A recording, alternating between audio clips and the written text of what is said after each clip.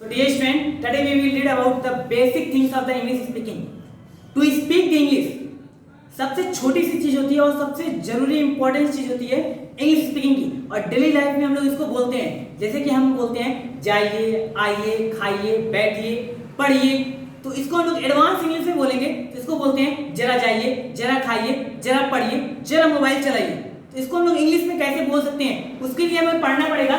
जैसे कि just sentence, इसका नाम होगा जस्ट सेंटेंस। तो अभी इसका रूल क्या होगा, यानी कि सिंटैक्स क्या होगा। जैसे कि मैथ में सारे क्वेश्चन को हल करने के लिए एक एक फार्मूला लगता है, वैसे ही सेम इंग्लिश स्पीकिंग हम लोग पढ़ाएंगे एक एक फार्मूला, यानी कि एक एक सिंटैक्स, एक एक रूल के साथ हर सेंटेंस को बनाने का तरीका, एकदम बेसिक से लेके एडवांस तक। जैसे कि इसका जो रूल होगा वो होगा हमारा, सबसे पहले हमें जस्ट लिखना होगा सेंटेंस में, उसके बाद verb, first form of the verb, verb का यानी कि फर्स्ट फॉर्म प्रयोग करेंगे। वर्ब के कुल होते हैं 5 फॉर्म, लेकिन हमें वर्ब फर्स्ट फॉर्म का प्रयोग करना होगा इसके अंदर।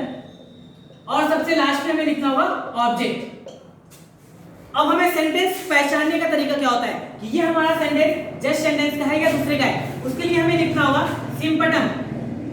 सिंपटम की मदद लेनी होगी। सबसे पहले हमारा होगा जरा या तो थोड़ा। वाक्य की शुरुआत में सबसे पहले होगा हमारा जरा या तो थोड़ा। उसके बाद एक वर्ब होगा, उस वर्ब के अंदर ऊ की मात्रा, ए की मात्रा और ओ की मात्रा आनी चाहिए। ये तीनों मात्रा इस वर्ब के अंदर आएगा, तो ये हमारा बन जाएगा जस्ट सेंटेंस। इसका रूल क्या होगा, सबसे पहले जस्ट लिखेंगे, यहाँ जो वर्ब होगा उस वर्ब की यहाँ इंग्लिश लिखेंगे, वो भी first form of the verb, और सबसे लास्ट में ऑब्जेक्ट, यानी कि इन दोनों को छोड़कर कुछ होगा तो यहाँ लिखते हैं। जैसे कि हमारा पहला एग्जांपल, जरा बैठिए। देखिए सिंपटम से मैच कराइए, देखिए मैच कर रहा है। सबसे पहले जरा या थोड़ा, दोनों में से कोई एक हमारा यहाँ पे मौजूद है। उसके बाद वर्ब, वर्ब क्या है यहाँ पे बैठना। बैठने के अंदर कौन सी मात्रा होनी चाहिए, ऊ ए ओ, तो यहाँ बैठने के अंदर एक ही मात्रा है, तो ये हमारा बन गया जस्ट सेंटेंस। अब इसका रूल क्या होगा, सबसे पहले हमें क्या लिखना है जस्ट, उसके बाद क्या लिखना है वर्ब फर्स्ट फॉर्म और बैठने की इंग्लिश सिट, और लास्ट में ऑब्जेक्ट। इन दोनों को छोड़ के कुछ है ही नहीं तो लिखेंगे नहीं, वही वाक्य हमारा हो जाएगा खत्म।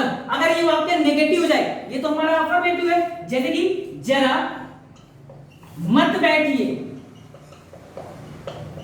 तो फिर क्या करेंगे, अब यहां आ गया नेगेटिव यानी कि मत, या तो जरा न बैठिए या तो जरा नहीं बैठिए।